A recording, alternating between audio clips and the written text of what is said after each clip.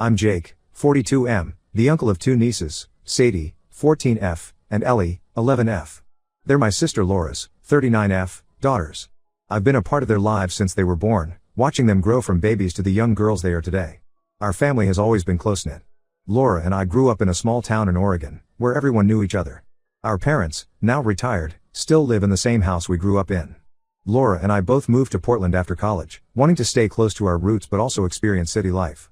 We ended up living just a few blocks apart, which made it easy to stay involved in each other's lives. When Laura had Sadie, I was instantly smitten. I was 28 at the time, single, and focused on my career in software development. But becoming an uncle changed something in me. I loved spending time with Sadie, reading her stories, taking her to the park, and later, teaching her how to ride a bike. When Ellie came along 3 years later, my heart just grew bigger. As the girls grew up, I found myself becoming the fun uncle. I was the one who would take them on adventures, teach them silly jokes, and sneak them extra dessert when their parents weren't looking. My wife Melissa, who I met when the girls were 5 and 2, quickly embraced her role as their aunt. She's a geologist, and her passion for rocks and nature sparked a similar interest in both girls. Sadie and Ellie, despite their age difference, were always close. They shared a love for the outdoors, often joining Melissa and me on short hiking trips or weekend camping adventures. Sadie was the leader, always coming up with creative games or stories, while Ellie was her eager sidekick, ready for any adventure her big sister proposed. I remember one camping trip when Sadie was 10 and Ellie was 7. We were setting up the tent when it started to rain. Instead of complaining, Sadie turned it into a game. She pretended the raindrops were fairy tears, and we had to collect them in cups to save the fairy kingdom. Ellie was enchanted, and even Melissa and I found ourselves caught up in the magic of Sadie's imagination. That night, huddled in our tent listening to the rain, Sadie told ghost stories that had us all alternating between shivers and giggles. But things started to change when Sadie hit middle school. The vibrant, imaginative girl began to withdraw. At first, it was subtle. She'd be less enthusiastic about our family game nights, often checking her phone instead of fully participating. Then she started declining invitations to go hiking or camping, preferring to stay home and chat with her friends online. I tried to connect with her in new ways. I asked about her favorite social media apps and even downloaded a few myself, thinking we could bond over them. But Sadie seemed annoyed by my attempts, rolling her eyes and telling me I was too old to understand. Ellie, meanwhile, continued to flourish. She joined the school science club and would excitedly share facts about rocks and plants she'd learned. She begged us to take her fossil hunting and was over the moon when we found a small ammonite on one of our trips. The growing divide between the sisters became more apparent at family gatherings. Sadie would sit in a corner, glued to her phone, while Ellie bounced around, engaging with everyone. I tried not to show favoritism, but it was hard not to respond more positively to Ellie's enthusiasm. Last month, Melissa and I started planning a 2-week trip to Yellowstone National Park. We've been wanting to go for years, and with some recent success at work, we finally had the time and means to make it happen. We were excited about the prospect of seeing the geothermal features, diverse wildlife, and stunning landscapes. During a family dinner at my parents' house, we brought up our plans. Ellie's eyes lit up immediately. "Can I come?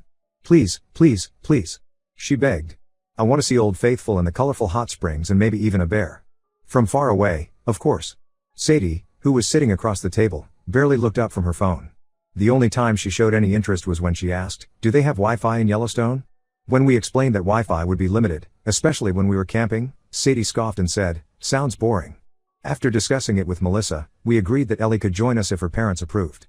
We thought it would be a great opportunity for her to experience the wonders of one of America's most famous national parks and indulge her growing interest in geology.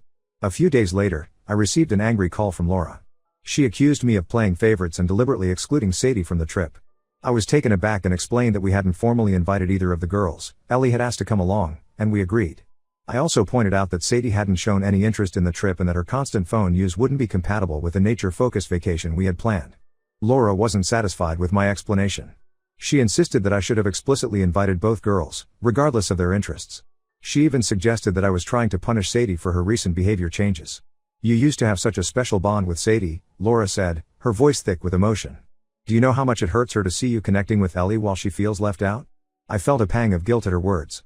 Had I really been so obvious in my preference for Ellie's company lately? I tried to explain to Laura that it wasn't about favoritism, but about choosing a travel companion who would enjoy and appreciate the kind of trip we had planned. Sadie would be miserable without reliable internet, I argued.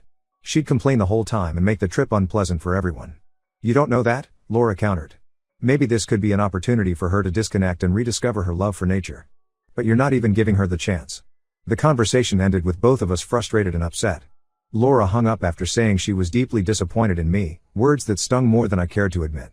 Now, I find myself questioning my decision. On one hand, I stand by my reasoning. This is supposed to be a relaxing vacation for Melissa and me, not a babysitting job or intervention for a phone-addicted teenager.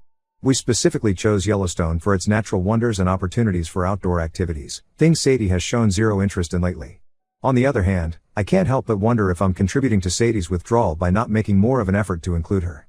Maybe Laura is right, and this could have been a chance for Sadie to reconnect with her old interests. I also worry about the long-term effects on my relationship with Sadie and the dynamics between the sisters. Am I inadvertently driving a wedge between them? Will Sadie resent Ellie for going on this trip without her? Will this deepen the growing rift in our once close family? Part of me wants to stand my ground. After all, Sadie is old enough to speak up if she wanted to join the trip. And why should we risk ruining our long-awaited vacation on the off chance that Sadie might suddenly develop an interest in nature and family bonding? But another part of me feels guilty. I think back to the little girl who used to beg me for piggyback rides and hang on my every word. When did I stop trying to engage with her on her level? Have I been too quick to write her off as a lost cause? I'm at a loss for what to do. Changing our plans now would mean disappointing Ellie, who's been excitedly planning for the trip. It might also lead to a tense and uncomfortable vacation if Sadie comes along unwillingly. But keeping things as they are could cause a serious rift in the family. So, Reddit, Ida for not inviting Sadie on our family camping trip? Should I have made more of an effort to include her despite her apparent lack of interest? Or am I right to want to enjoy my vacation without the stress of dealing with a reluctant, phone-addicted teenager? Update 1. It's been about 2 weeks since my original post, and a lot has happened. First, I want to thank everyone for their input. It gave me a lot to think about and ultimately led to some important conversations and decisions. After reading the comments, I realized I needed to have an honest conversation with Laura about the situation. I invited her over for coffee, feeling a mix of nervousness and determination as I waited for her to arrive. When Laura got to my house, the tension was palpable. We sat at the kitchen table, the same place where we used to sit as kids, doing homework and sharing secrets. It felt strange to be at odds in this familiar setting. I started by apologizing for how our last phone conversation ended. I never meant to hurt Sadie or make her feel left out, I said. I guess I've been so focused on the trip itself that I didn't consider the bigger picture. Laura's expression softened a bit. I know you didn't mean to, she said. But Jake, you have to understand how it looks from our perspective. Sadie used to adore you, and now she feels like you've given up on her. As we talked, Laura opened up about the struggles they've been having with Sadie at home. Apparently, Sadie's phone addiction has been causing a lot of tension. Laura admitted she and Tom have been arguing about how to handle it. Tom thinks Sadie will grow out of it, while Laura wants to set stricter rules. We feel like we're losing her, Laura confessed, her eyes welling up. She barely talks to us anymore. She's falling behind in school. We don't know what to do. Then Laura revealed something that shed new light on the situation. Sadie has been dealing with anxiety, and she's been using her phone as a coping mechanism. This information made me see her behavior in a different light, and I felt a pang of guilt for not noticing earlier. Why didn't you tell me? I asked, reaching out to squeeze Laura's hand. We didn't want to burden anyone, she replied. And honestly, we were a bit embarrassed. We feel like we failed her somehow. As we continued to talk, we reminisced about our own teenage years. We laughed about how our parents didn't understand our obsession with landline phones and how we'd fight over who got to use the internet. It helped put Sadie's behavior into perspective. Remember how Mom and Dad would force us to go camping to reconnect with nature? Laura said with a chuckle. We'd complain the whole way there, but then end up having a great time. That sparked an idea. After some discussion, we came up with a compromise. Instead of the 2-week Yellowstone trip, we decided to split it into 2 shorter trips. The first week will be at Yellowstone with Ellie, as originally planned. For the second week, we're going to rent a cabin by a lake that has Wi-Fi. We'll invite both girls to this trip, hoping it will be a good middle ground. I also promised Laura that I'd make more of an effort to connect with Sadie on her terms. Maybe I've been too quick to judge her interests without trying to understand them. Laura agreed to talk to Tom about setting some reasonable boundaries for Sadie's phone use at home. After our talk, I felt a mix of relief and apprehension. The next step was to talk to Sadie. Laura suggested I come over for dinner that evening, giving me a chance to speak with Sadie in person. When I arrived at their house, Sadie was, predictably, on her phone. But when Laura asked her to put it away for dinner, she did so without much fuss. Throughout the meal, I made an effort to engage Sadie in conversation, asking about her friends and what she's been up to lately. After dinner, I asked Sadie if we could talk privately. She seemed surprised but agreed. We went out to the backyard and sat on the old swing set where I used to push her as a little girl. I started by apologizing for not inviting her to the Yellowstone trip. I should have at least asked if you were interested, I said. I'm sorry if I made you feel left out. Sadie shrugged, trying to appear nonchalant, but I could see a flicker of hurt in her eyes. It's whatever, she mumbled. I probably would have been bored anyway. I took a deep breath and explained our new plan for the 2 trips. To my surprise, Sadie seemed interested in the lake trip. Could I bring a friend? She asked hesitantly. Let me talk to your parents about that, I replied. But I think we could probably work something out for at least part of the trip. As we continued to talk, Sadie opened up a bit more. She mentioned that she's been watching some nature documentaries lately, on her phone, of course, and might like to try fishing. Dad keeps talking about teaching me, but we never seem to find the time, she said. I saw an opportunity and seized it. Well, how about I teach you? We could go to the local park this weekend and practice casting. No pressure to catch anything, just learning the basics. Sadie considered for a moment, then nodded. Yeah, okay. That might be cool. As I left that evening, I felt cautiously optimistic. It wasn't a complete breakthrough, but it felt like a step in the right direction. I'm hoping this will give me a chance to rebuild my relationship with Sadie while still enjoying some outdoor time with Ellie. The Yellowstone trip is coming up in a few days. I'm excited to share that experience with Ellie, but I'm also looking forward to the lake trip with both girls. It won't be perfect, but it feels like we're moving towards a better understanding. I'll update again after we return from Yellowstone and before the lake trip. Wish us luck. Update 2. We just got back from the Yellowstone trip with Ellie, and I have to say, it was an incredible experience. The park was even more breathtaking than I had imagined, with its diverse landscapes, vibrant geothermal features, and abundant wildlife. Ellie was an absolute joy to have along. Her enthusiasm for nature was contagious, and she soaked up information like a sponge. We saw Old Faithful erupt, which was a highlight for all of us. Ellie timed the intervals between eruptions and explained to us how the pressure builds up underground. Her knowledge impressed even the park ranger who was giving a talk nearby. One of the most exciting moments was when we spotted a grizzly bear from a safe distance. Ellie, who had been reading about wildlife safety, calmly reminded us of the proper protocols. It was amazing to see her apply what she had learned in such a real and potentially dangerous situation. We also did some stargazing, which was incredible due to the lack of light pollution. Ellie kept a detailed journal of all the plants and animals we encountered, often sketching what she saw. Her artistic skills have really improved, and Melissa and I found ourselves looking forward to her nightly journal time where she'd share her observations from the day. However, the trip wasn't without its challenges. On the 3rd day, Ellie got a bad case of poison ivy. We had to make an unplanned trip to a nearby urgent care center. Despite the discomfort, Ellie remained in good spirits and didn't let it ruin the trip. She even joked that it was part of the authentic outdoor experience. The poison ivy incident led to some unexpected bonding time. While Ellie rested in the camper, we played board games and shared stories. It reminded me of rainy days spent indoors during childhood family vacations, and I found myself feeling nostalgic. Throughout the trip, I couldn't help but think about Sadie. There were moments when I wished she could see the amazing sights we were experiencing. I even caught myself taking extra photos and videos, thinking I could share them with her later. While we were away, Laura kept me updated on Sadie. Apparently, Sadie had been asking about our trip and seemed a bit regretful about not coming. Laura said she caught Sadie watching Yellowstone documentaries on her phone. This news gave me a glimmer of hope that perhaps Sadie's interest in nature wasn't completely lost. Our fishing trip before we left had gone surprisingly well. Sadie had been frustrated at first, struggling to get the hang of casting. But once she managed to cast successfully a few times, her competitive nature kicked in and she became determined to improve. We didn't catch any fish, but we did have some good conversations. Sadie opened up about some of the pressures she feels at school and with her friends, which helped me understand her behavior a bit better. When we returned from Yellowstone, we had a family dinner to share our experiences. To everyone's surprise, Sadie asked a lot of questions about the trip. She seemed genuinely interested in Ellie's stories and even asked to see her nature journal. There was a moment when Sadie laughed at one of Ellie's jokes about a particularly smelly hot spring, and I saw a flash of the old sisterly bond they used to share. The lake trip is scheduled for next week. Sadie has been showing more interest in it, even asking if we could bring some board games along. It seems like the time apart may have had a positive effect on both girls. Ellie has been excitedly telling Sadie about all the things they could do together at the lake. I'm feeling more optimistic about the upcoming trip, but I'm also a bit nervous. I want to make sure both girls feel included and enjoy themselves. I've been researching some activities that might interest both of them, like paddleboarding and nighttime storytelling around the campfire. I'm also planning to bring my old guitar along, thinking we might have some sing-alongs like we used to do when the girls were younger. One thing I'm particularly looking forward to is teaching both girls how to skip stones on the lake.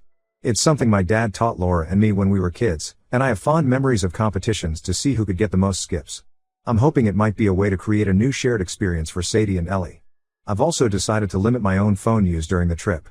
I want to set a good example for Sadie and show her that it's possible to enjoy life without being constantly connected. Melissa has agreed to do the same, though we'll have our phones available for emergencies. As the lake trip approaches, I find myself both excited and apprehensive. I'm looking forward to spending time with both my nieces, but I'm also aware that it might not all be smooth sailing. Sadie's mood can be unpredictable, and I'm prepared for some potential conflicts or sullen moments. Still, I'm committed to making this trip a positive experience for everyone. I'll update again after the lake trip to let you know how it goes. Fingers crossed for good weather and good attitudes.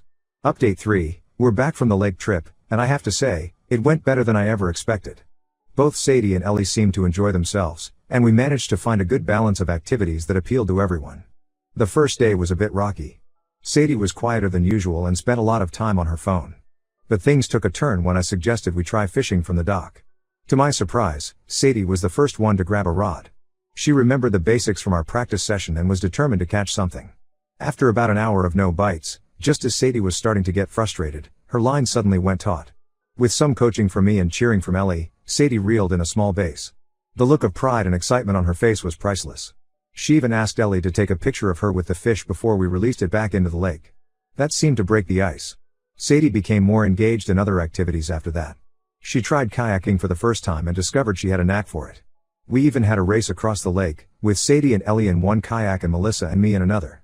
The girls won, mostly because Melissa and I were laughing too hard to paddle effectively. Ellie continued to be her usual enthusiastic self, but she also made an effort to include Sadie in her explorations. They worked together to create a scavenger hunt for Melissa and me, which was a lot of fun. Watching them giggle and whisper as they planned it reminded me of how they used to be. The cabin's Wi-Fi wasn't great, which initially caused some grumbling from Sadie. But after the first day, she seemed less concerned about it. We introduced a phone-free time each day, where we all put our devices away and played board games or told stories. To my surprise, Sadie was often the one to remind us when it was time to put the phones away. One evening, as we sat around the campfire roasting marshmallows, Sadie opened up to me about her anxiety. She explained that social media had been a way for her to feel connected to her friends, but she admitted it sometimes made her feel worse. We had a good talk about finding a balance and healthier ways to cope with anxiety. I shared some of my own experiences with stress and the techniques I've learned to manage it. It felt like a breakthrough moment in our relationship. The trip wasn't perfect, we had a few rainy days that led to some cabin fever, and there was one argument between the girls over who got to use the kayak first. But overall, it was a positive experience for everyone. On the last night, we had an impromptu talent show. Ellie did a comedy routine, Melissa shared some geology facts in the style of a rap, and I played a few songs on my guitar. But the highlight was Sadie, who surprised us all by doing a stand-up paddleboard yoga routine she'd been practicing in secret. Watching her balance on the board in the fading sunlight, I felt a surge of pride and affection. As we packed up to leave, both girls were already asking when we could come back. They even started planning activities for next time, which warmed my heart. Laura called me after we got back, thanking me for giving both girls a chance. She said she's seen a positive change in Sadie since the trip, with less phone use and more interest in family activities. Sadie has even asked about taking kayaking lessons. Looking back, I realize I had been too quick to judge Sadie based on her recent behavior. This trip gave me the opportunity to reconnect with her and understand her better. It also showed Sadie that she can enjoy activities outside of her comfort zone. I've learned a valuable lesson from this experience. It's easy to make assumptions about people, especially teenagers, based on surface-level behavior. But taking the time to understand and connect can make a world of difference. I'm grateful for the advice I received here, which encouraged me to find a compromise and make an effort with both of my nieces. While I know we'll still have challenges ahead, Sadie is a teenager after all, I feel like we've turned a corner. I'm looking forward to planning more inclusive family activities in the future and continuing to strengthen my relationships with both Sadie and Ellie.